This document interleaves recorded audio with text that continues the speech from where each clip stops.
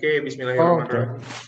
Assalamualaikum bismillahirrahmanirrahim. warahmatullahi wabarakatuh. Selamat pagi rekan-rekan sekalian. Ketemu lagi dengan saya Ditya Nugraha dalam The Expert.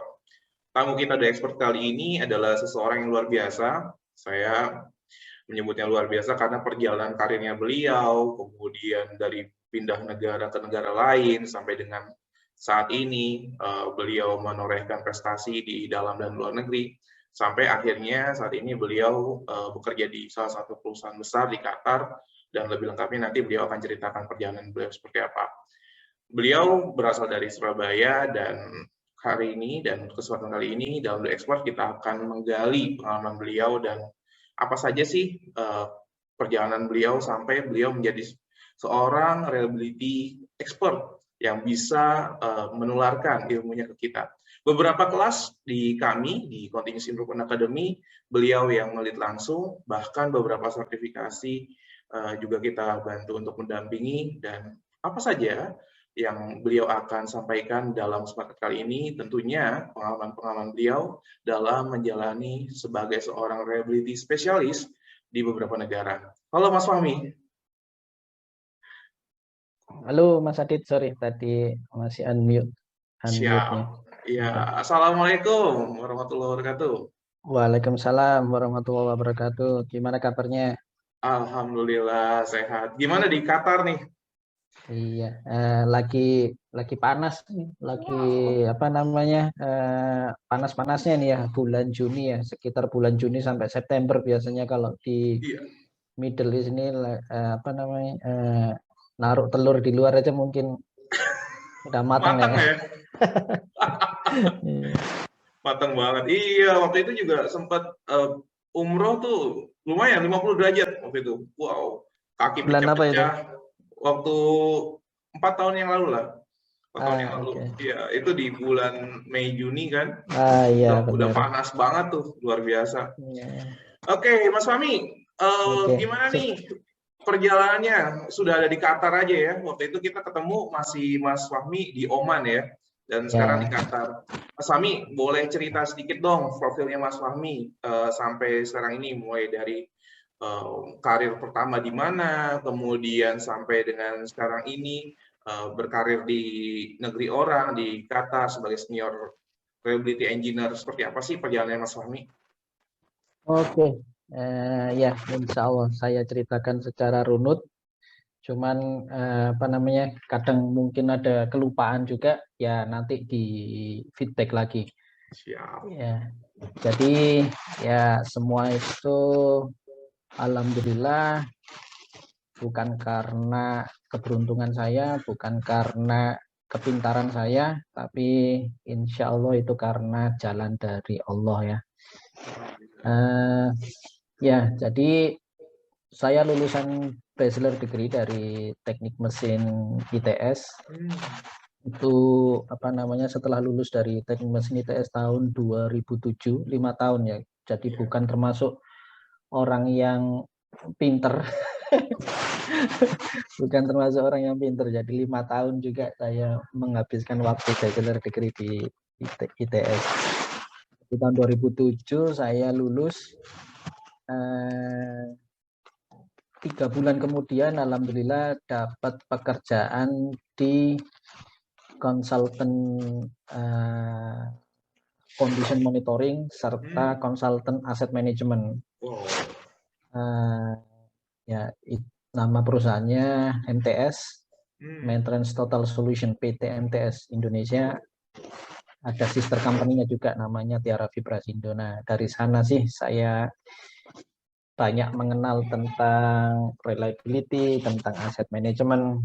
Tapi waktu itu kan kalau kita ngomong asset management belum ke ISO 55000. Mungkin masih ke PAS 55 ya, sekitar tahun 2007-2008 itu.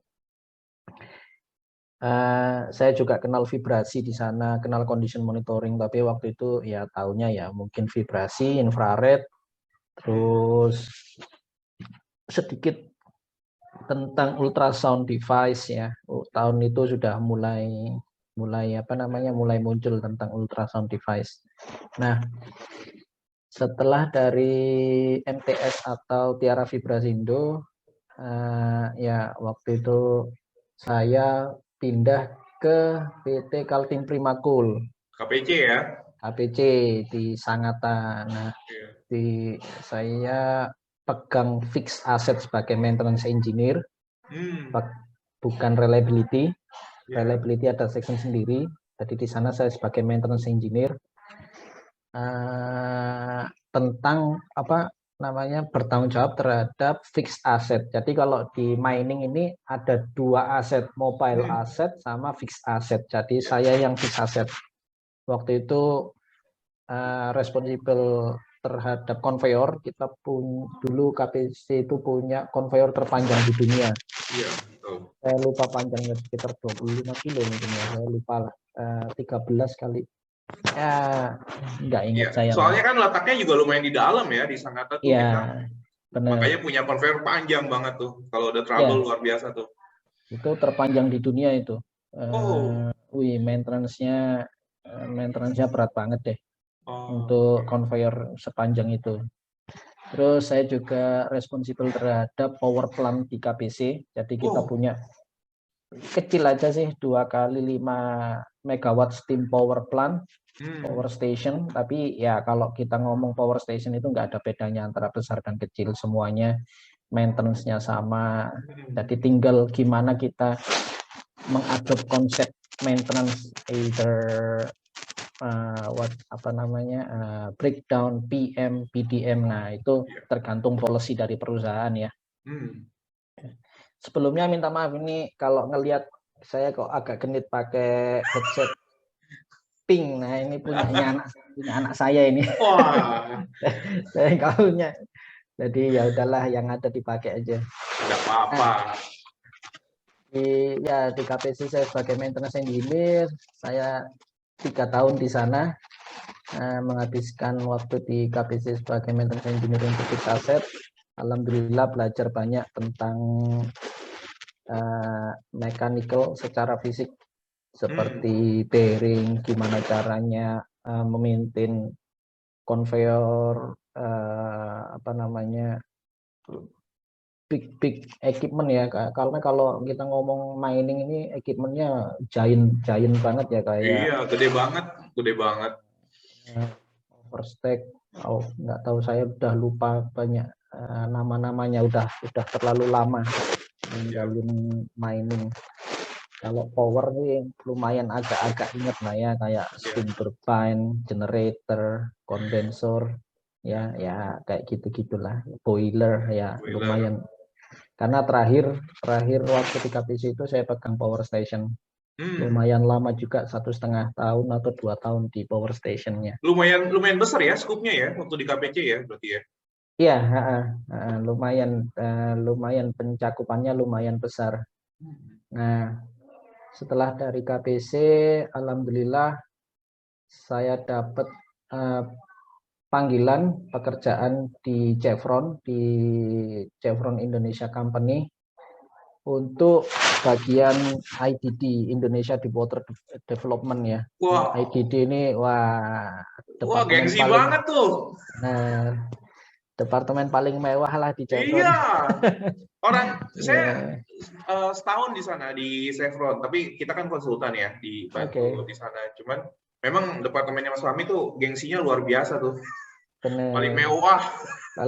Paling mewah karena kita lagi ngerjain project subsea waktu itu ya. Saya sebagai reliability engineer di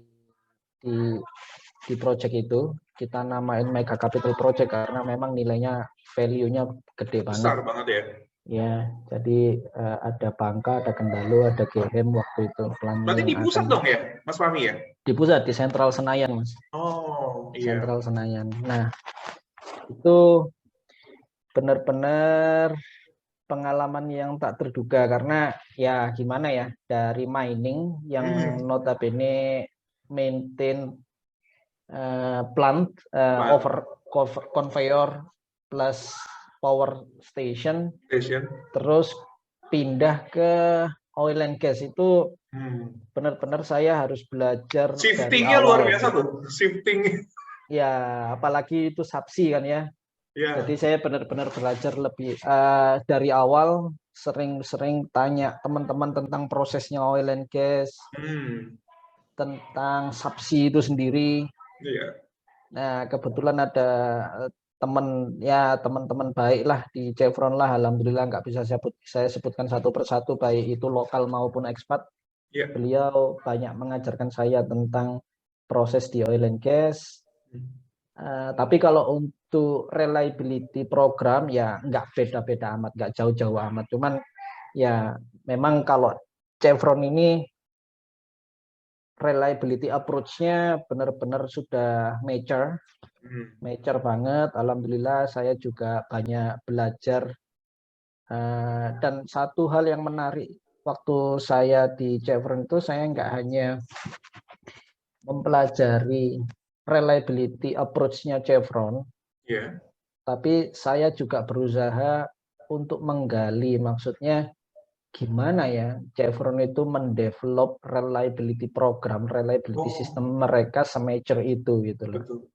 Itu menarik perhatian saya karena pada dasarnya background saya di awal kerja sebagai konsultan, jadi saya lebih tertarik ke arah bagaimana mereka mendevelop orang, mereka mendevelop proses itu sampai semature itu gitu loh. Karena kalau sampai ngomong reliability di internal Chevron, mereka itu sudah bukan reliability engineer pun sudah tahu apa yang harus dilakukan gitu. Apa responsibility sudah mendarah daging lah ya. Mereka. Benar, itu udah mendarah daging di mereka. Jadi itu menarik perhatian saya, gimana caranya develop seperti itu ya. Nah, itu yang paling saya pelajari di Chevron daripada mempelajari reliability-nya sendiri. Karena kalau reliability ya, kalau ngomong reliability mah FMEA, asset criticality, equipment criticality, mungkin terminologi atau metodenya aja yang berbeda-beda. Ada yang bicara tentang asset criticality, atau ada yang bicara tentang sistem equipment prioritization. Ya, terminologinya aja yang beda-beda, tapi ada metodologi juga yang berbeda. Emang pendekatannya, pendekatan EPRI untuk menentukan aset criticality atau oil and gas itu memang berbeda. Nah, itu saya nggak tertarik di perbedaan itu, karena itu jadi pengalaman tersendiri juga. Jadi kita harus open mind. Jangan merasa bahwa yang benar itu ini salah, enggak. Jangan yang tertutup dengan kemampuan kita sendiri ya.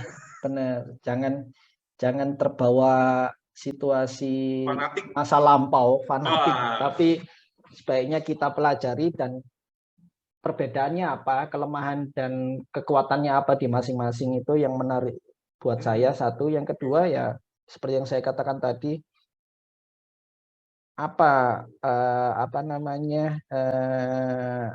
upaya-upaya Chevron itu untuk membuat bikin reliability program, baik people, proses, teknologi, semature itu yang menarik perhatian saya itu. Pada dasarnya saya banyak belajar di sana. Nah, pada saat setelah itu saya pindah ke Oman Gas Company. Ya, jadi Oman Gas Company ini perusahaan ketiga buat saya.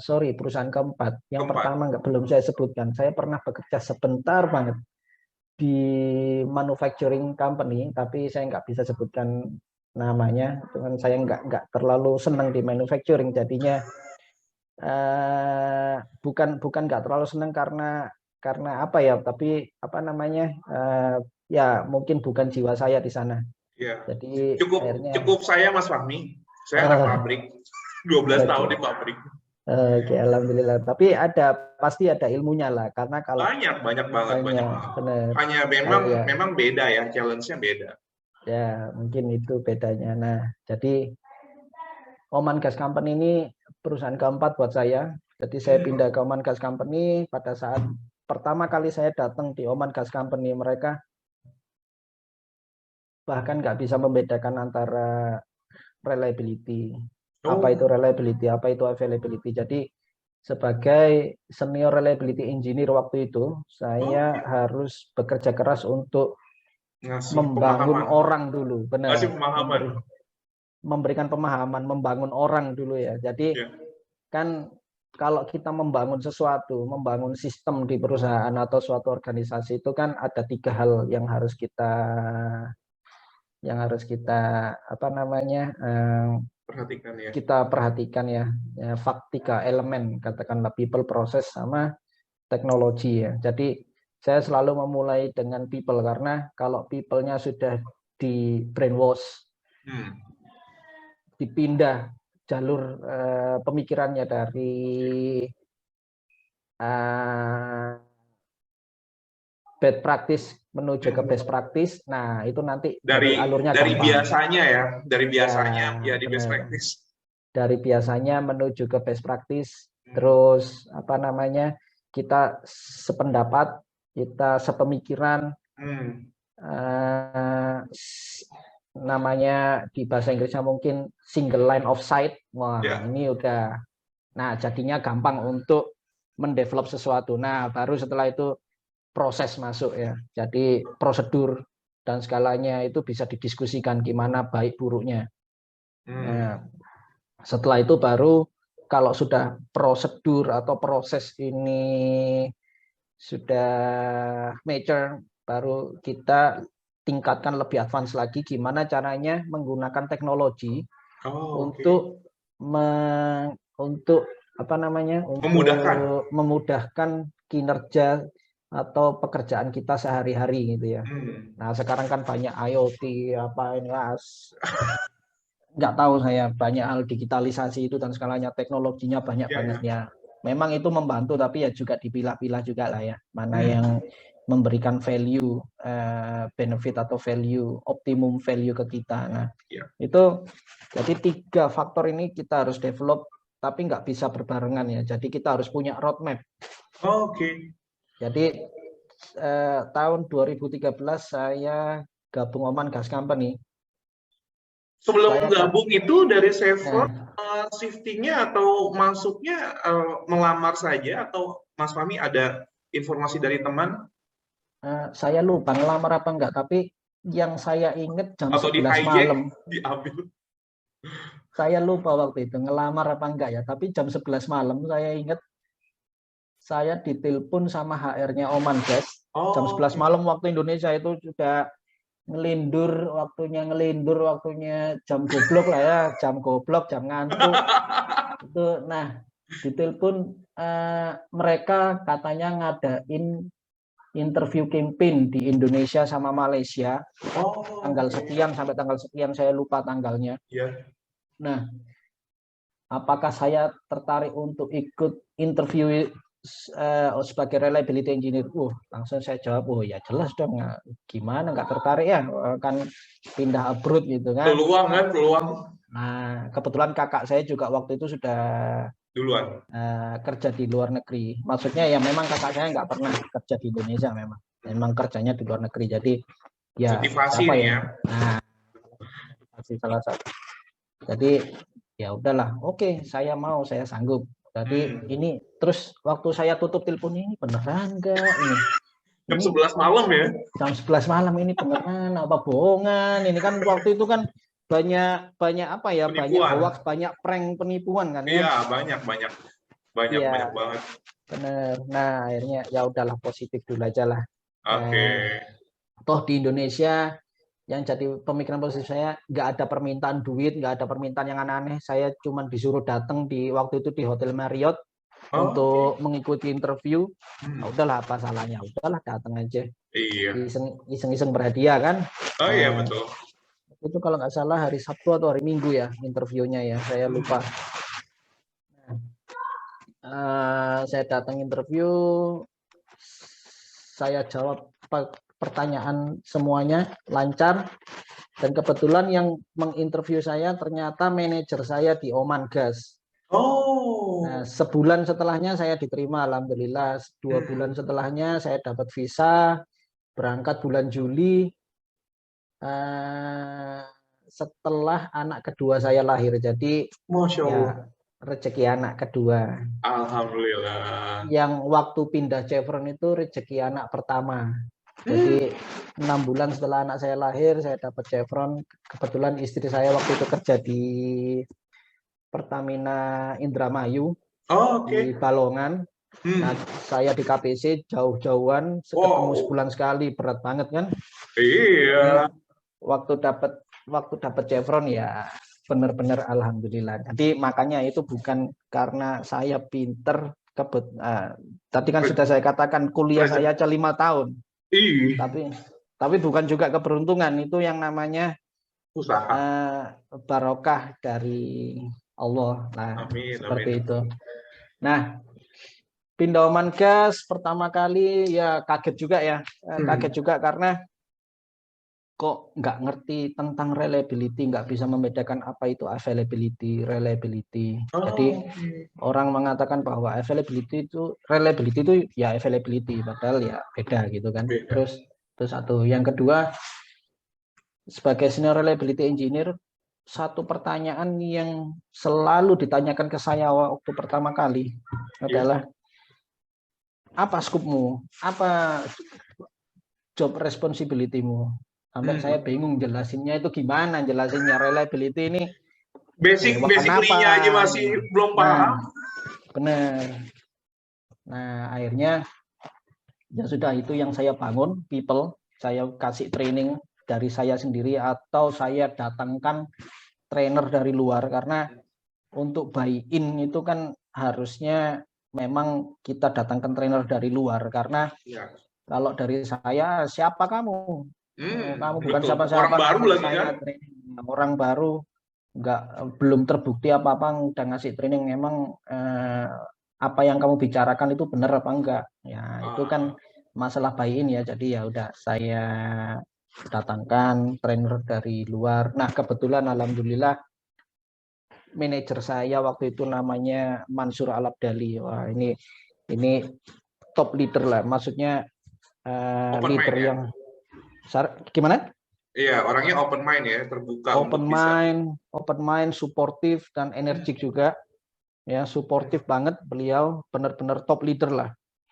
Sampai alhamdulillah beliau sekarang sebagai CEO di Oman Gas. Ya, jadi waktu saya sodorin program reliability, beliau mengatakan, Fahmi, what is this? Ini terlalu besar. Gimana caranya? Kita nggak akan bisa mengeksekusi ini. Apa yang kamu proposkan ini terlalu besar. Itu ada di langit, sedangkan kita masih di bawahnya bumi. Bahkan dia bilang gitu.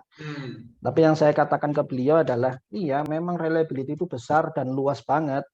Karena ini bukan ngomong maintenance, bukan ngomong operation aja, bukan ngomong tentang reliability departemen. Tapi kita ngomongnya peak organization, kita ngomong HR, kita ngomong supply chain team, kita ngomong segala hal yang ada di organisasi lah ya. Nah, planning team, operation, maintenance, semua itu kan mendukung reliability. Nah, jadi apa yang saya katakan ke beliau, memang ini gajah, katakanlah ini gajah, tapi saya sebagai manusia, saya nggak bisa makan gajah, atau katakanlah ini sapi atau ini onta, saya nggak bisa makan onta langsung. Saya nggak bisa nelen onta sekali telan, nggak bisa. Ya, nah apa yang kita harus lakukan? Manusia akan memotong bagian-bagian itu. Jadi mana yang paling penting itu yang kita kerjakan dulu.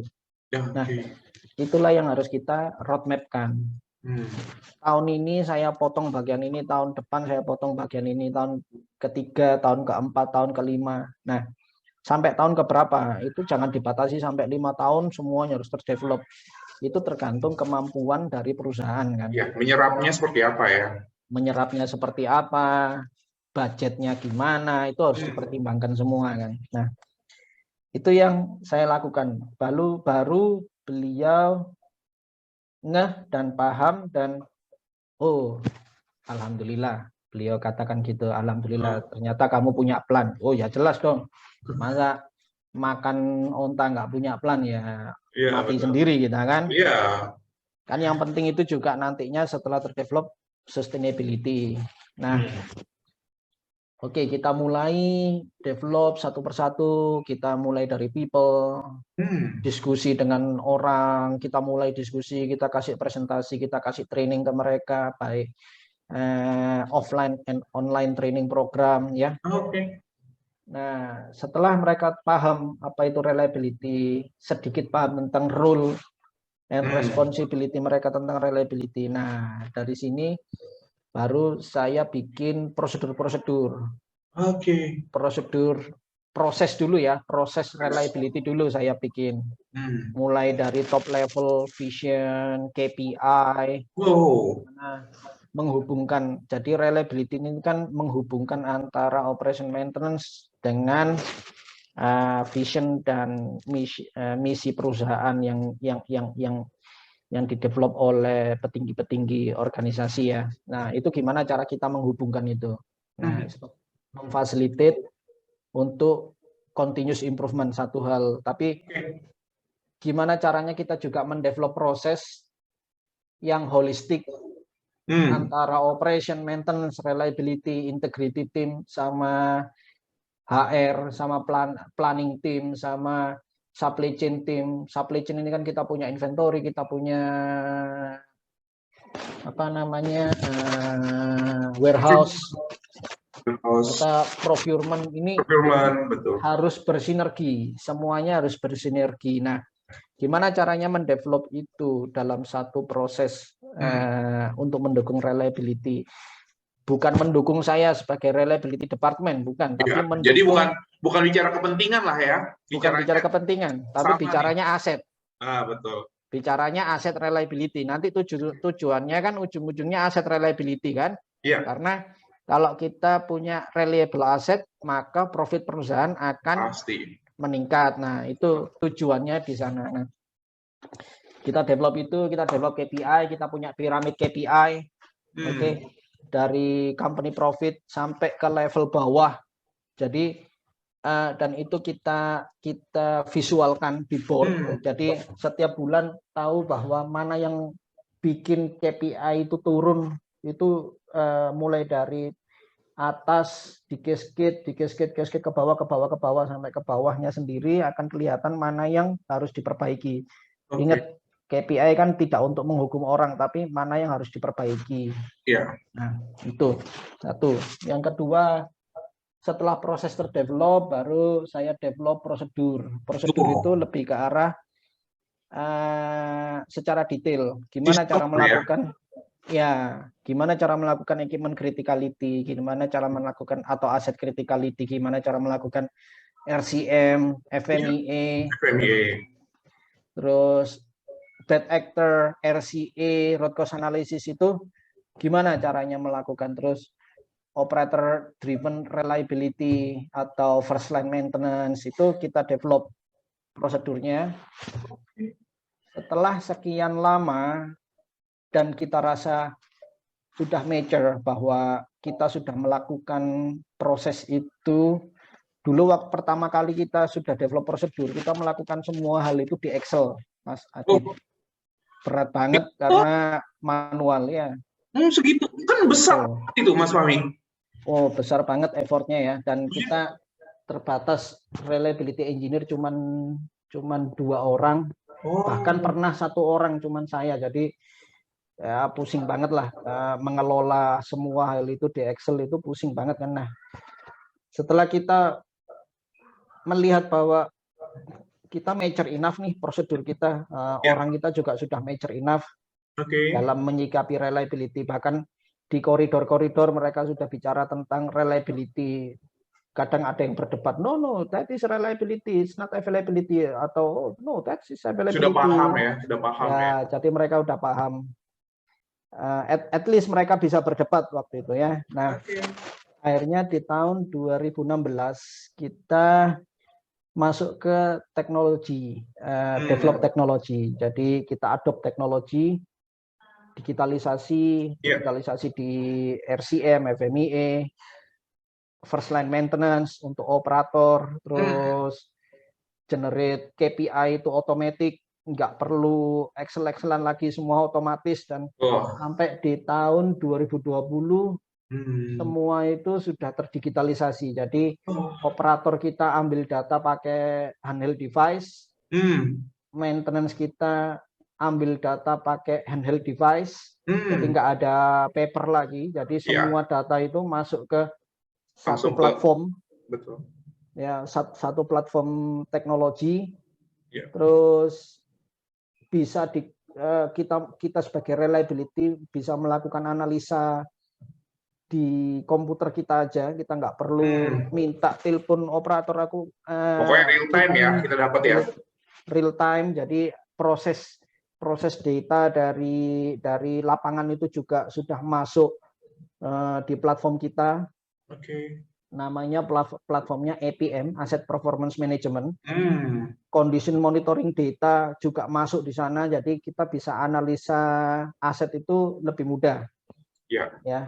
Nah, itu tahun 2020 udah tercapai ya. Terus ya untuk karir tahun 2017 kalau nggak salah ya, saya diangkat karena ya alhamdulillah karena rezeki dari Allah. Benar, semuanya udah jalan, rezeki dari Allah. Saya punya anak ketiga, lahir di Oman. Alhamdulillah, saat itu juga sebulan setelahnya saya diangkat sebagai Head of Reliability and Condition Monitoring. Wah. Ya, itu 2017 ya, berarti ya? 2017. Tahun 2020 ya kalau nggak salah ya. 2019 ketemu saya tuh bulan-bulan Februari. Benar, di IP ya. Di IP. Ya, 2019 alhamdulillah saya dikasih tambahan job lagi sebagai Head of Maintenance, Reliability and Condition Monitoring. Jadi 3 posisi dilebur jadi 1 di bawah saya. Nah, itu jadi waktu itu waduh stres banget tuh sampai 2021 itu aduh. Rambut banyak jadi putih. Tapi ya menantang, jadinya saya juga paham gimana ya, sering berinteraksi dengan staf saya tentang gimana caranya nge-remove turbin. Saya akhirnya sering ke lapangan juga, nge-remove turbin, ganti kompresor, ganti motor itu. Terus saya juga sering berinteraksi dengan teman-teman teknisi, lebih sering maksudnya ya, lebih sering berinteraksi dengan teman-teman teknisi langsung di lapangan. Tentang kendala-kendala mereka dalam mengeksekusi maintenance ya, dari segi ergonomik, dari segi alat, dari segi waktu, dari segi SAP data. Jadi program saya waktu itu gimana caranya master data di SAP itu harus bagus dulu. Karena berarti kalau itu lebih ke arah grab data ya, datanya seperti apa? Datanya harus bagus dulu. Jadi terus cara nginput data dari operation and maintenance juga harus bagus, karena jangan gear back in, gear back out ya. Itu yang saya programkan pertama kali sebagai Head of Maintenance. Ya, alhamdulillah dapat kabar 4 bulan lalu kalau nggak salah dari ex manager sama GM saya yang sekarang jadi CEO, si Mansur Al-Abdali itu. Mereka sekarang udah dapat ISO 55000 certified. Itu sudah dikerjakan sejak saya masih di sana. Tahun 2019 itu dimulai. Tapi sebenarnya journey-nya sudah sejak tahun 2015. 2015. Jadi 2015 itu sudah dipersiapkan ya. Enggak, jadi maksudnya bukan persiapan sudah 2013 ya, tapi berarti udah jalan ya, udah jalan 2013 itu. Tapi 2015 itu kita pertama kali melakukan gap analysis. Ya, terus untuk improve sampai alhamdulillah 4 bulan kemarin dapat kabar bahwa we are certified already, and he said thanks to me. One of the things he said thanks to me karena yang mengenalkan ISO 55000 atau asset management di sana ya waktu itu saya mulai saya apa sih ISO 5000 itu, aset manajemen apa keuntungannya kalau kita dapat ini, Betul, seperti itu. Iya. Ya itu perjalanan yang sangat Panjang banget ya. panjang di Tapi Oman. sebentar deh, sebelum Mas Fahmi lanjut ke karir berikutnya, karena sudah 2020 tuh ya, nanti kan berikutnya ada step lagi tuh. Nah, Mas Fahmi kan kuliah juga di Manchester. Itu bagi waktunya gimana tuh Oh untuk iya, akademis? Itu saya belum keungkap tuh. Silakan. baru ingat. Ini behind the skin-nya ini nih Ya, sebelum jadi masuk ke Qatar. benar. Jadi ya sebelum itu ya, tadi tahun 2000 berapa ya? 2016 kalau nggak salah. Pertama kali, sebelumnya saya juga udah, sebelum pindah ke Oman, alhamdulillah udah dapat beberapa sertifikasi di condition monitoring ya. Terus di Oman itu tuntutannya tinggi banget karena kita sudah major di bidang reliability, kita mau mensertifikasi orang. Jadi beberapa orang dikirim untuk sertifikasi CMRP ya. Tahun 2015 atau 2016 saya lupa waktu itu. Kita dikirim, alhamdulillah saya dapat CMRP waktu itu sertifikasi. Setelah itu setahun berikutnya kita dikirim untuk CRL. Itu untuk leader ya? Certified Reliability Leader. Waktu itu diadain di Dubai. Alhamdulillah saya dapat juga sekali, semuanya satu kali tes langsung. Alhamdulillah ya. Karena kita udah implement kan ya. Jadi kita tahu luar dalamnya reliability, gimana cara membangun, kayak apa, obstacle-nya apa gitu. Terus 2018 saya dapat CRE, Certified Reliability Engineer. Ya, nah di tahun itu juga, di tahun 2018 itu saya mewakili perusahaan, mewakili Oman Gas. Waktu itu kita berhasil dapat penghargaan internasional di UK, di London, sebagai Best Reliability Concept, Best Digitalization Reliability Concept. Best Reliability Concept? Ya, kita dapat award Best Reliability Concept di London.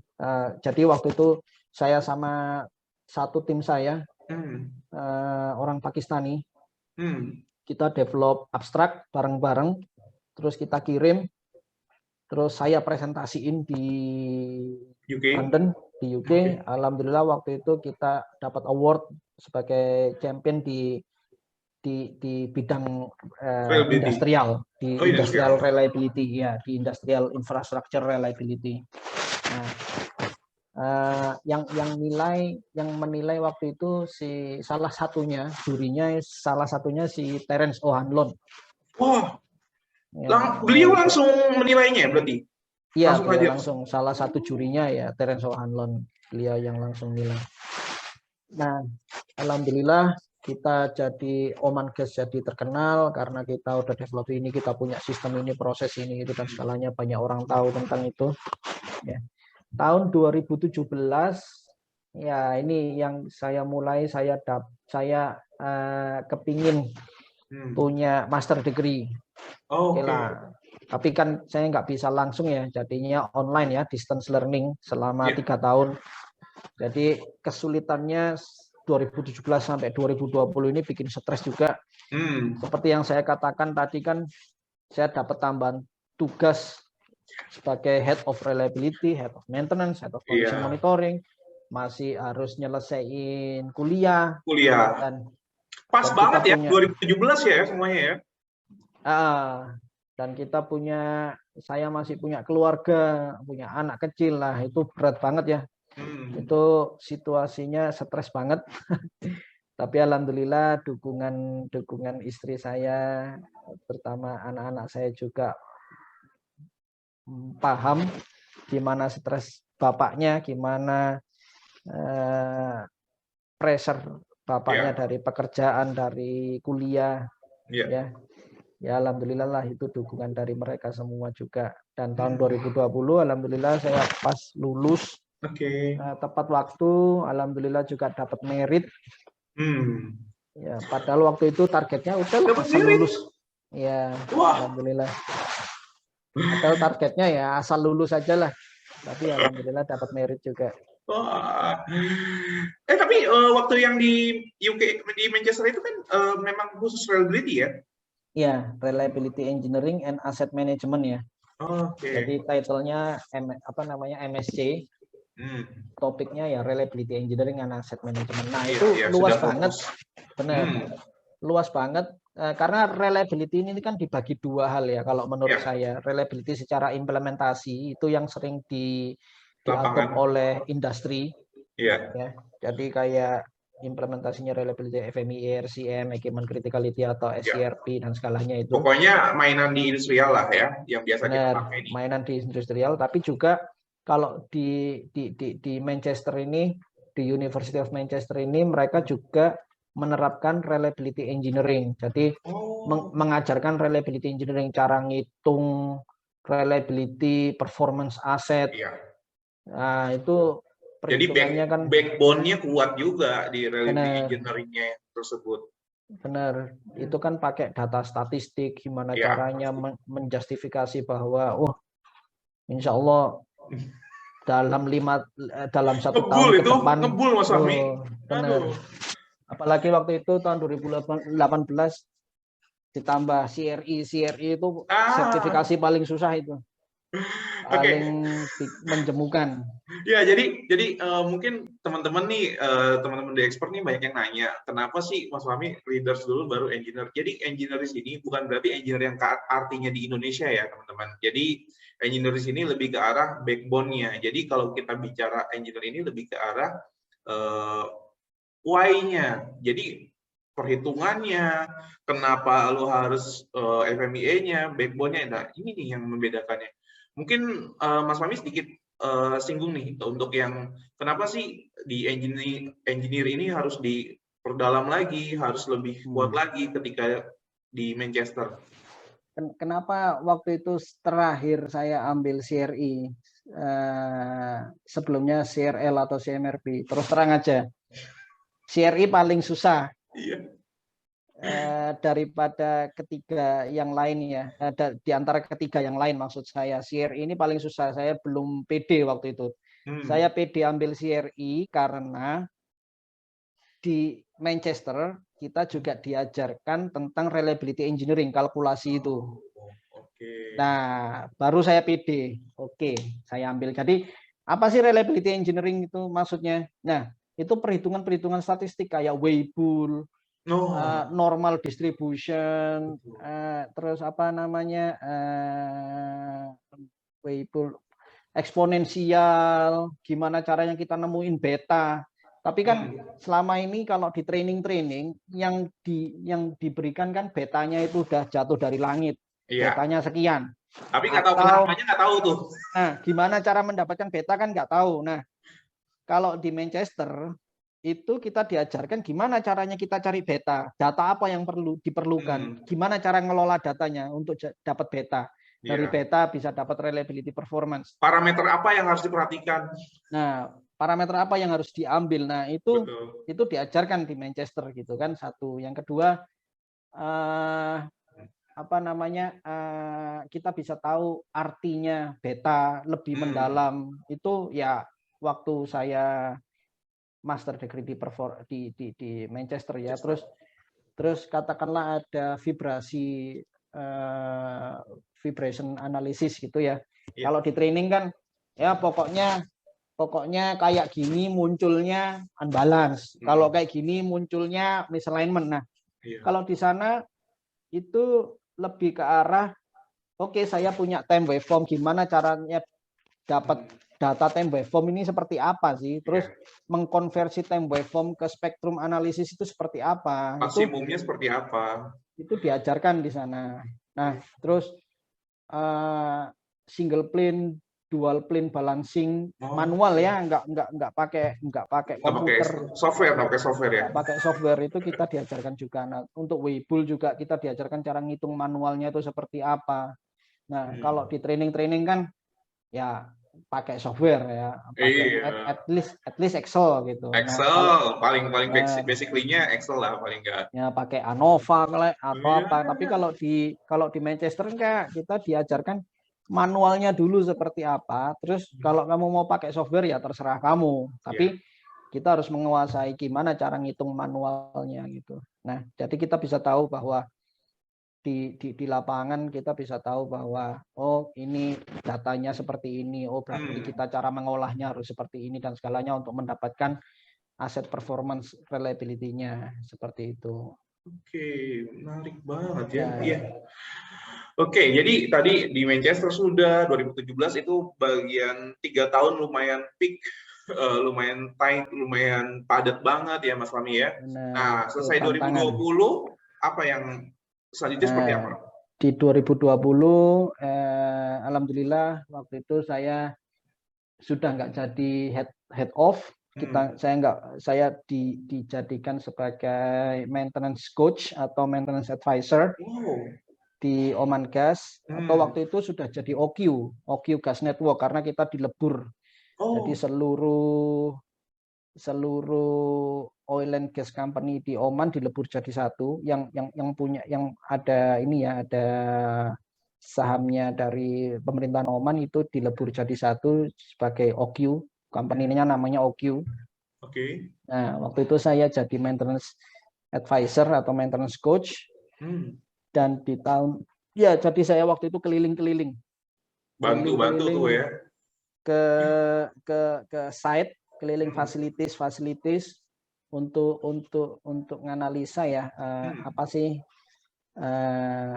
kekurangan orang-orang maintenance kita, sehingga tujuannya adalah quality maintenance. Jadi kita menerapkan gimana quality management system di maintenance program. Jadi gimana mereka melakukan maintenance secara kualitas bukan kuantitas saja. Jadi wah itu juga cerita yang menarik sebenarnya, tapi akan lama juga karena kita harus nanti kita bahas kalau ada waktunya lagi tuh, pasti lama banget. Dan 1 tahun dari itu saya dapat telepon dari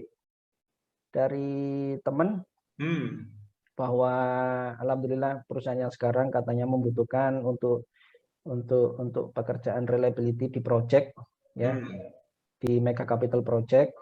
Fokusnya di Mega Capital Project. Jadi karena saya punya pengalaman itu sebelumnya di Chevron, ya alhamdulillah saya ditarik menuju ke Qatar Petroleum. Sebelumnya Qatar Petroleum, sekarang jadi Qatar Energy namanya. Nggak kebayang sih, waktu yang di Chevron aja udah mewah banget tuh saya lihatnya. Gimana nih di Qatar Petroleum? Nggak bisa cerita untuk sekarang. masih konfidensial. Oh iya. Oke. Jadi itu dapat info dari teman, ada peluang di Qatar Petroleum, dan di sana berarti menangani mega capital lagi ya. Fokusnya di sana, cuman ya tetap bantu-bantu untuk operation juga. Maksudnya untuk di bagian operation juga, untuk RCA, untuk bad actor analysis juga. Jadi ya, tapi fokus saya lebih ke mega project-nya. Jadi apa sih perannya reliability di mega project itu? Jadi ya ini tantangan juga karena apa namanya harus sering berkomunikasi dengan beberapa stakeholder untuk mengconvince mereka bahwa reliability itu dibutuhkan di mega capital. Itu peran itu fokus kita sekarang. Ya, betul. Jadi ini menarik nih perjalanan Mas Fahmi, mulai dari lulus, kemudian beberapa karir di beberapa perusahaan, kemudian sampai dengan di Qatar di saat ini perjalanan yang cukup panjang. Tapi yang menarik di sini, yang dari perjalanan Mas Fahmi adalah salah satunya adalah yang tadi tuh bicara reliability, bicaranya 3 hal yang harus diperhatikan: people, proses, dan juga teknologi. Dan di mana Mas Fahmi ini fokus dulu ke people. Nah, ini untuk pelajaran juga nih untuk teman-teman engineer yang ada di Indonesia nih ya, Mas Fahmi ya. Jadi jangan hanya fokus di alatnya, jangan hanya fokus di mesinnya, tapi people-nya ternyata ya Mas Fahmi ya. Ya benar, people-nya yang paling penting, terutama yang paling penting adalah people untuk bagian leadership-nya. Oh, oke. Ya, leadership ini kan ada dua asumsi ya. Leadership sebagai manager atau sebagai atasan di perusahaan, di mana kalau di CRL itu kita sebut ini sebagai eksekutif sponsor. Oke. Nah, eksekutif sponsor atau top leader ini juga harus di-measure-kan tentang reliability, tentang pengetahuan reliability-nya dan peran mereka apa di reliability. Bukan jadi yang kita tahu selama ini kan, mohon maaf nih, kemungkinan kan leader itu kan berperan sebagai pokoknya yang bicaranya bijak, pokoknya yang sering marah. Nah, yang paling ternyata, kebakaran kalau KPI merah itu kan. Ternyata nggak seperti itu. Jadi ada peran-peran sendiri sebagai top leader atau sebagai eksekutif sponsor untuk mendukung project reliability. Itu seperti apa? Ya, mungkin akan kita bisa jelaskan di lain hal. Itu satu hal yang paling penting di people. Nah, kalau di sana udah terbentuk, mereka udah getting buy-in, baru kita bisa turun ke bawah. Gitu. Karena pada dasarnya bawah itu akan mengikuti atasnya. Kalau atasnya belum tahu peran mereka tentang gimana caranya mensupport reliability, atau malah mereka masih bertanya-tanya tentang konsep opo yang mbok pingin tekan aku iki opo, wis dukung tapi gimana cara dukungnya nggak tahu ya, sami mawon gitu loh. Jadi mereka itu harus tahu keluar ya akhirnya deh. Iya, memang itu hal yang menarik sih. Jadi ini yang menjadi PR menarik bagi rekan-rekan di Indonesia, bagaimana kita melihat reliability itu secara keseluruhan, bukan hanya sepotong-sepotong. Tadi Mas Fahmi juga menguraikan bagaimana Mas Fahmi itu melihat reliability itu keseluruhan, mulai dari HR-nya seperti apa, kemudian supply chain-nya bagaimana, kemudian sistemnya seperti apa, bukan bicara teknologi dahulu, bukan bicara mengenai proses, tapi bagaimana membangun people. Dan ternyata people ini juga kalau mengerucut lagi yang kita bangun leadernya, kita siapkan leadernya. Apa sih peranannya, bagaimana sih supportnya sehingga bisa berperan, bukan baperan. Nah, yang menarik di sini mungkin uraiannya tadi Mas Fahmi sudah menyinggung juga ya, ada beberapa sertifikasi yang beliau dapatkan. Mas Fahmi, boleh dong dijelaskan sedikit aja sertifikasi dalam reliability. Kalau tadi saya dengarkan ada CMRP, CRL, kemudian CRI. Apa sih yang membedakan ketiganya? Berdasarkan Mas Fahmi yang sudah mendapatkan tiga-tiganya. Silakan Mas. Ya, pertanyaan menarik juga ini. Jadi CMRP itu sertifikasi reliability yang paling tua, masih dikatakan paling bonafit sekarang, karena orang yang dapat CMRP itu insya Allah dikatakan beliau paham tentang reliability. Tapi apakah beliau profesional itu nanti dulu, yang penting paham dulu. Paham dulu. Ya, kalau udah dapat CMRP udah pasti paham tentang reliability sama best practice maintenance itu seperti apa, itu udah paham mereka. Ya, nah ini tentang implementasi sebenarnya, implementasi reliability di lapangan. Baik itu implementasi sebagai engineer reliability di industri, saya katakan industri ya. Industri itu lebih kebanyakan ke aset industri. Atau gimana cara mendevelop reliability itu mereka sudah harus paham. Itu untuk CMRP. Hitung-hitungannya sedikit, paling cuma 5%, nggak sampai. Dan hitung-hitungannya nggak jelimet. Paling disuruh ngitung MTBF. Ya, basic banget MTBF atau apa itu ROI. ROI, MTBF, MTTR, ya basic seperti itulah. CRL itu pada dasarnya hampir-hampir sama, tapi lebih ke arah mendevelop reliability sebagai leader. Gimana caranya kamu mendevelop reliability? Makanya mereka membekali kita dengan buku. Jadi tesnya juga open book buku mereka, bukan open book semua buku ya, buku mereka. Terus mereka membekali kita tentang pengetahuan reliability plus manajerial ya. Ya, dan apa yang dibutuhkan untuk membangun reliability, mulai dari mendekati atau approach eksekutif sponsor, kita harus mendapatkan eksekutif sponsor, dan menariknya di sini CRL itu juga kita mendapatkan sedikit bekal tentang aset manajemen, karena pada dasarnya ya kalau mau develop reliability ya dimulai dengan aset manajemen, karena aset manajemen ini high levelnya. Iya.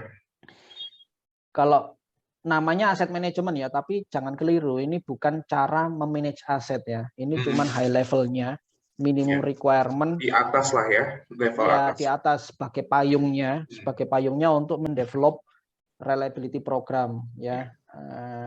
Nah, itu CRL.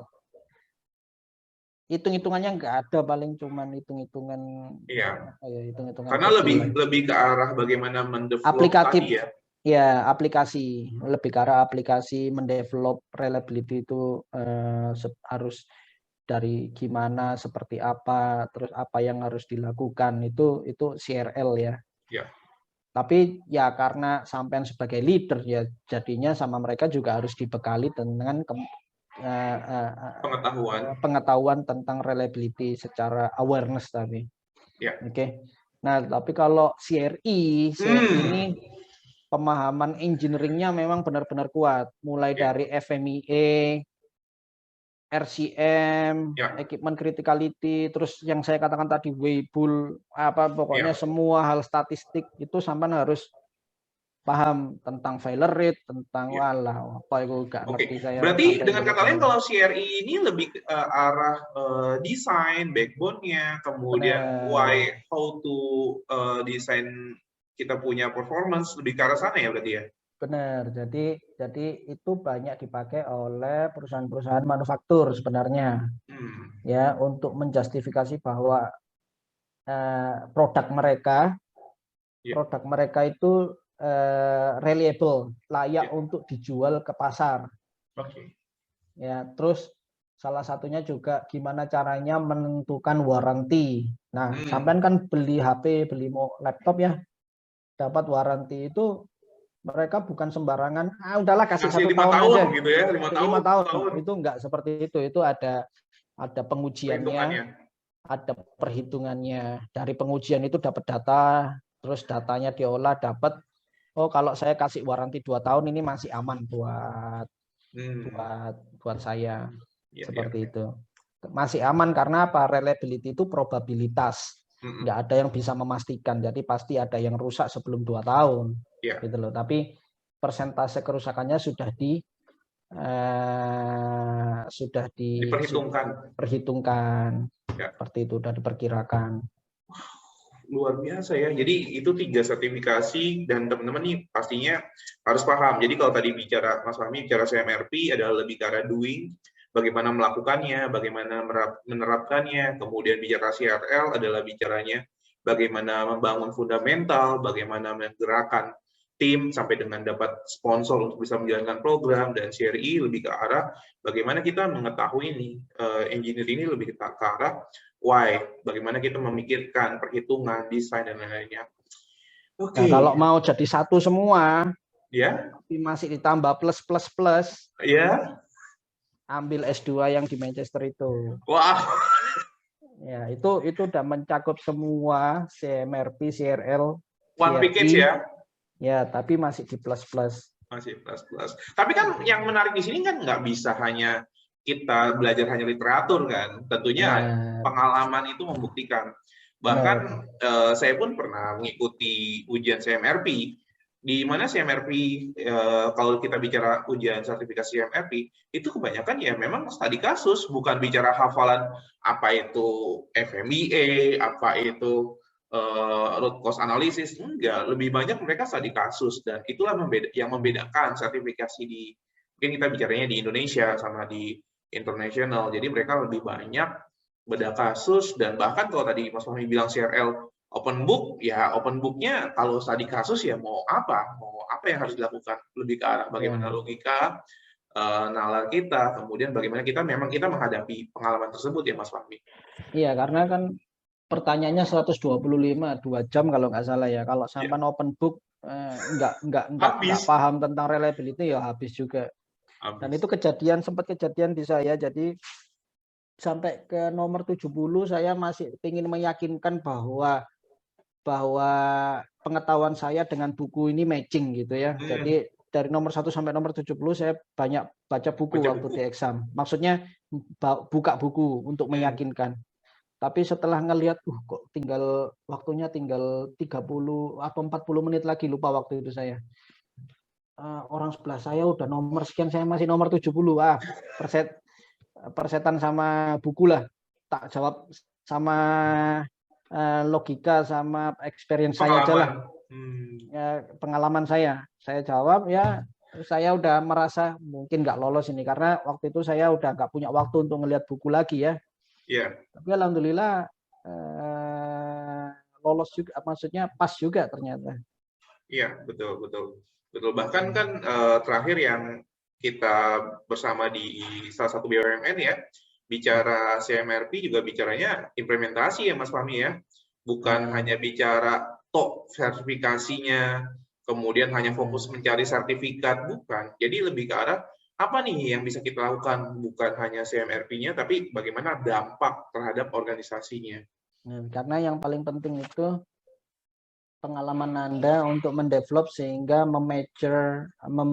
mematurkan diri Anda sendiri ketimbang ngejar sertifikasinya ya. Kalau sampean sudah punya pengalaman mendevelop atau terjun di dunia reliability, sampean dapat obstacle-nya, sampean tahu cara mengatasinya. Terus dibantu dengan keinginan sampean untuk membaca buku, untuk memperdalam ilmu sampean, ya insya Allah nanti sertifikasi itu tinggal ngikut aja gitu kan. Nah, seperti itu pada dasarnya. Mas Fahmi, tadi saya menarik, mungkin sedikit ceritakan waktu Mas Fahmi dapat penghargaan yang di UK ya, The Best Reliability Concept. Itu yang membedakan Mas Fahmi dari yang lain itu apa? Yang menurut Mas Fahmi, oh ini nih bedanya saya dari yang lain. Sistematis people, process, and technology itu. Karena yang lain itu lebih menonjolkan sisi teknologinya. Aduh keren ya. Aduh keren tentang teknologinya. Sedangkan teknologi itu tanpa diikuti kemampuan people serta proses itu nggak akan memberikan dampak apa-apa seperti itu. Tapi kita membungkus teknologi itu untuk mensupport kita, bukan kita mensupport teknologi, gitu kan. Betul. Jadi dengan adanya teknologi itu bukannya malah kita bikin pusing ya, tapi lebih ke arah mereka dukung kita untuk bisa memudahkan pekerjaan kita ya Mas Fahmi. Benar. Makanya sebelum menerapkan teknologi kita harus punya proses. Jadi apa yang diimplementasikan ke teknologi itu ya proses kita, bukan prosesnya yang dari teknologi. Karena ada beberapa software company itu memaksakan proses mereka untuk diterapkan di perusahaan kita. Jadinya company belajar dari awal dan itu bikin sesuatu yang nggak sustain ya. Jadi kita harus punya proses dulu, kita punya kemampuan, kita punya proses, baru proses itu diterjemahkan ke teknologi. Betul. Jadi itu yang membedakan. Betul. Jadi nggak kalau di beberapa perusahaan kan ya tadi karena lihat industri 4.0, perkembangan teknologi, semuanya digitalisasi. Padahal secara people, secara proses itu belum sustain. Akibatnya tadi yang Mas Fahmi bilang, malah kita ngikutin teknologinya. Apalagi tadi teknologi yang tidak customize atau tidak sesuai dengan perusahaan kita, itu yang menjadi PR ya dalam kita menjalankan. Itu akan jadi masalah, akan berdampak ke depannya. Pasti akan bikin masalah itu. Oke, good. Wah, ternyata luar biasa nih. Ya, karena waktunya sudah mulai mepet-mepet, kita ada sesi santai Mas Fahmi. Jadi agak sedikit keluar dari reliability, tapi overall terima kasih banget sudah banyak memberikan edukasi mengenai reliability. Kemudian nih teman-teman di Indonesia juga banyak yang menanyakan ke saya bagaimana CMRP, karena kita di tahun 2020 tuh top score Mas Fahmi. Salah satu vendor yang bisa berhasil meloloskan, mendampingi, tapi bismillah ya, semua karena Allah, semua karena dimudahkan oleh Allah. Kita mendampingi teman-teman para senior engineer untuk bisa mendapatkan sertifikasi CMRP. Ya alhamdulillah, mudah-mudahan setelah pandemi ini kita bisa ketemu langsung bisa membantu lebih banyak lagi teman-teman di Indonesia untuk bisa menerapkan, bukan hanya fokus sertifikasi, tapi menerapkan reliability seperti apa sih yang benar. Dan teman-teman nih, ternyata orang Indonesia bisa menang loh di UK mengenai reliability. Pertanyaannya, perusahaan rekan-rekan gimana nih? Nah, nanti deh silakan diajukan di kolom komentar untuk tanya-tanya berikutnya. Nah, Mas Fahmi, kita masuk ke sesi terakhir.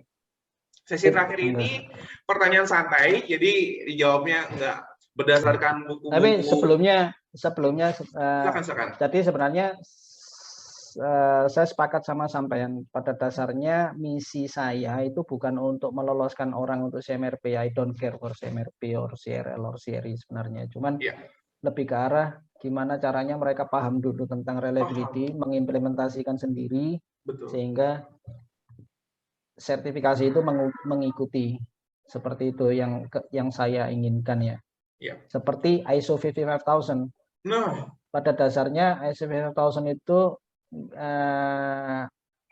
diterapkan dulu, diimprove, setelah itu dapat sertifikasi. Bukan gimana caranya kita dapat sertifikasi sehingga ngejar sana sini, setelah itu nggak sustain, hancur semua jadinya. Nah, itu bahkan ya itu tadi, kalau buat hanya selembar sertifikasi, hanya untuk dipajang di lobi atau hanya untuk bangga-banggaan, ya hati-hati bumerang sendiri. Itu yang menjadi poinnya sih sebenarnya. Iya. Oke, monggo Mas Adit. Siap. Iya, Mas Fahmi, ini ada biasa salah satu khas dari The Expert adalah 3 quick question. Jadi ada pertanyaan cepat untuk Mas Fahmi. Saya nggak bisa jawab cepat ya. Jawabnya spontan ya. Spontan ya. Oke, pertanyaan yang pertama, Qatar atau Oman? For now Qatar. Oke. Manchester United atau Manchester City? Not both of them. Tim kesukaannya apa? Milan. Oh, Milan, sama kita, Rossoneri. Itulah sebabnya Kondisi Improvement Academy warnanya merah hitam, Mas. Oh, oke. Oke, yang ketiga nih. Bebek atau durian? Durian. Oke, sip. For now, Mas Fahmi lebih suka di Qatar karena sudah di Qatar ya. Oke. Nah, kemudian AC Milan. Nah, Mas Fahmi waktu suka klub bola Milan, waktu siapa bintangnya? Pertama kali saya ngelihat Milan itu 94. Oh, ya, 94 waktu itu Milan versus Ajax, kalah, tapi saya suka permainannya. Oke. Bintang yang paling saya suka ada 2, Joshua sama Kakak. Oke. Joshua itu masa ini nih, pas 94 ya. Kakak tuh udah milenial. Kalau saya zamannya Kakak tuh, Mas. Oke. Itu sebabnya kalau misalkan Mas Fahmi masih ingat email saya, itu ada yang namanya Agaseva. Nah, Sevanya itu dari Shevchenko dulu ya. Walaupun larinya nggak secepat Shevchenko. udah kemana tahu ya. Iya, AC Milan. Kita Rossoneri. Oke, bebek atau durian? Durian nih. Iya. Durian apa, Mas, yang disuka? Montong atau lokal? Terus terang ini kalau sekarang ini apa namanya? Yang di Malaysia itu Musang King. Itu Musang King atau Raja Udang itu udang merah atau Raja Udang, pokoknya ada udang-udangnya di Malaysia. Yang tembaga ya, yang merah ya. Itu mantap banget. Enggak, kuning Mas, kuning tapi waduh, rasanya legit banget. Oke. Wah, nanti kalau pulang ke Indonesia nih bisa kita makan durian. Ternyata bukan bebek ya. Padahal orang Surabaya loh, Mas. Iya, karena ya seperti yang saya katakan tadi, Mas. Jadi karena saking stresnya waktu kerja di Oman, karena responsibility-nya terlalu banyak, gede banget responsibility-nya, load-nya juga terlalu gede waktu itu. Tapi load nggak masalah ya, karena bisa kita share dengan staff gitu. Cuman responsibility nih yang jadi masalah. Jadi stres itu stres beneran kan. Jadi rambut saya jadi putih. Terus tubuh saya merespon dengan alergi baru. Alergi baru ini muncul untuk ayam sama jenis ayam. Ayam atau bebek ya. Jadi alergi baru itu. Seperti itu. Ya, saking ya kalau kita Karena kalau kita expat ini kan responsibility-nya ya nggak main-main lah ya. Kita harus benar-benar apalagi Mas Fahmi di sana kan senior level, Mas. Ya, seperti itulah. Jadi ya itulah plus minusnya sebagai expat. Iya. Oke, Mas Fahmi, untuk question sudah selesai, dan terakhir pesan Mas Fahmi untuk teman-teman engineer di Indonesia, bagaimana sih bisa, yang pertama bisa mengimplementasikan, yang kedua lebih ke arah bagaimana bisa berkembang karirnya, dan apa sih yang dibutuhkan untuk jadi seorang engineer profesional, terutama di reliability? Pesannya apa ya? Jangan ngikutin arus deh, tapi kasih value. Jangan ngikutin arus, karena engineer kita itu kebanyakan ya udahlah ngikutin arus saja lah, yang penting jalan aja yang penting dapat salary gitu kan. Nah, itu jangan seperti itu. Kita harus kasih value yang optimal sehingga organisasi tahu value kita seperti apa, satu hal. Terus untuk jadi reliability profesional ya itu tadi, jangan takut untuk menerapkan sesuatu, berani aja. Terus banyak buku, banyak Google yang bisa kita tanya, atau kalau mau bertanya dengan saya siap sedia di LinkedIn, silakan. Kalau memang nanti saya cantumkan Mas di deskripsi YouTube kita. Monggo. Jadi biar bisa tanya-tanya. Tapi nanti teman-teman tahu ya kesibukannya Mas Fahmi, jadi harus bersabar. Ya, kadang malam bisa saya jawab karena perbedaan waktu dengan Qatar ya. Karena kalau di sini 4 jam kita nggak gampang untuk main HP di pekerjaan itu, nggak gampang. Jadi ya kalau nggak bisa saya jawab langsung ya mohon maaf. Tapi pada dasarnya kalau mau bertanya tentang reliability, insya Allah saya open. Saya nggak pernah hide. Saya selalu open lah ke teman-teman, terutama teman-teman Indonesia. Bahkan sedikit tambahan. Tapi kita sama-sama belajar ya. Jadi jangan berharap mendapatkan sesuatu secara direct dari saya. Kadang saya juga ingin belajar dari Anda, atau memancing ke jawaban jawaban dari Anda juga. Itu kalau memang harus saya benarkan ya saya benarkan. Tapi pada dasarnya saya suka diskusi yang sama-sama belajar. Jangan menganggap saya sebagai expertise selalu benar, enggak juga. Saya juga masih belajar. Saya masih muda, saya masih belajar, Mas Ian. Jadi kita saling belajar. Saya lebih suka untuk diskusi kalau ada pertanyaan tentang reliability. Silakan Mas Aditya. Oke, sip ya. Jadi rekan-rekan sekalian, tidak terasa sudah 1 jam bersama beliau. Jadi dari pengalaman beliau, perjalanan karir, kemudian apa yang beliau lakukan, sampai dengan bagaimana membalancing antara keluarga, kemudian bagaimana membuat sebuah prestasi yang ada di dalam pekerjaannya. Satu hal yang saya dapatkan dari Mas Fahmi adalah tidak pernah berhenti untuk belajar. Bahkan di masa-masa sibuknya pun beliau menyelesaikan S2, kemudian bagaimana mereka menerapkan reliability mulai dari people, kemudian bagaimana fokus terhadap proses. Tapi yang menarik adalah di penutup Mas Fahmi menyampaikan bagaimana kita fokus terhadap value. Jadi bukan bicara di mana kita bekerja, tapi apa value yang kita berikan kepada pekerjaan kita. Itu yang pertama disampaikan oleh Mas Fahmi. Yang kedua adalah dari value tersebut kita masuk ke dalam never end learn. Dengan kata lain, harus terus-menerus belajar, memahami. Bukan bicara siapa yang hebat, bukan bicara siapa diri Anda, tapi bagaimana Anda terus membangun kemampuan dan juga potensi diri. Nah, yang ketiga yang didapat dari Mas Fahmi juga adalah jangan pernah berkecil hati. Kita sebagai ekspatriat, kita sebagai orang Indonesia harus bisa berbangga. Berbangga untuk apa? Dengan prestasi tentunya.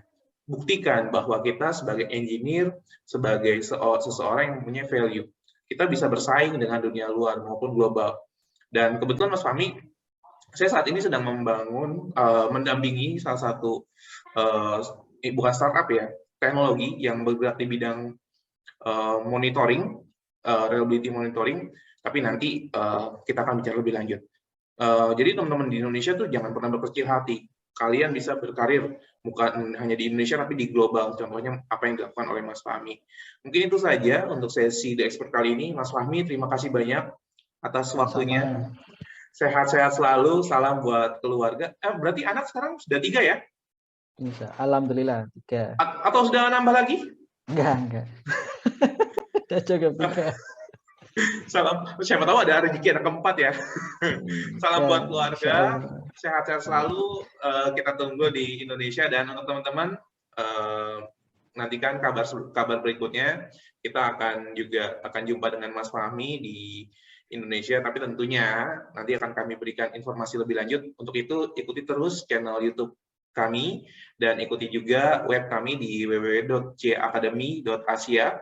Harapannya apa? Harapannya yuk, dengan adanya Mas Fahmi, dengan prestasi Mas Fahmi, kita bisa bangun reliability practitioner di Indonesia. Tentunya bukan hanya sertifikat, tapi bagaimana kita memberikan dampak terhadap perusahaan kita, terhadap diri kita secara knowledge, dan juga pastinya terhadap Indonesia. Mungkin itu saja dalam The Expert kali ini. Terima kasih sekali lagi Mas Fahmi atas waktunya. Sama-sama Mas Adit. Ya, sekian terima kasih untuk rekan-rekan sekalian. Nantikan The Expert berikutnya. Wassalamualaikum warahmatullahi wabarakatuh. Waalaikumsalam warahmatullahi wabarakatuh.